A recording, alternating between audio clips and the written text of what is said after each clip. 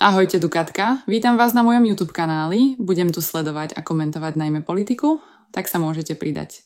Priatelia, krásny deň prajem všetkým. Dúfam, že sa máte dobré. Dnes sa spolu pozrieme na prejav Milana Uhríka, ktorý poriadne naložil Ursule von der Leyenovej priamo v Europarlamente. A poviem vám úprimne, konečne to niekto povedal tak, ako to je.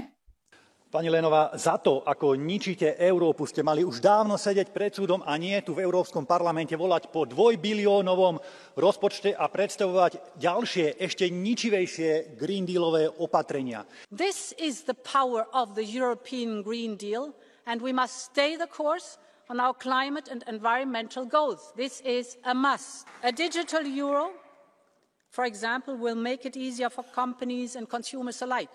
Európa horí a vy tu blúznite o nejakých úplne nereálnych víziách.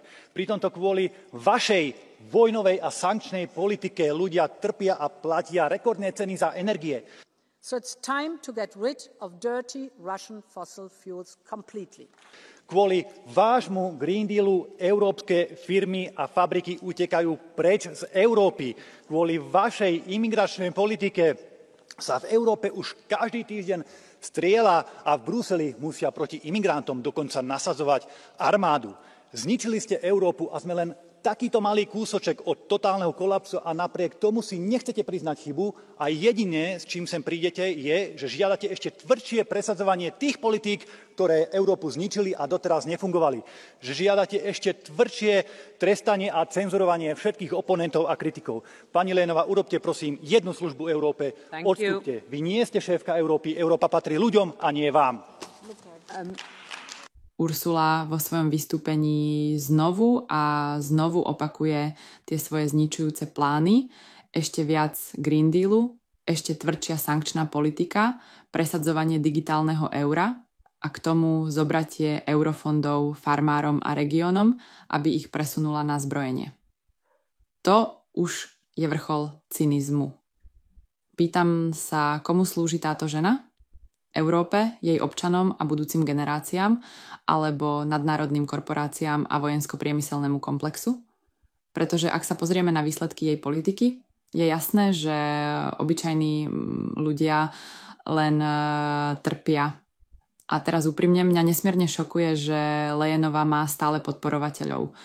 Že stále existujú politici, ktorí jej nadšene tlieskajú, ako napríklad hanba Slovenska Šefčovič.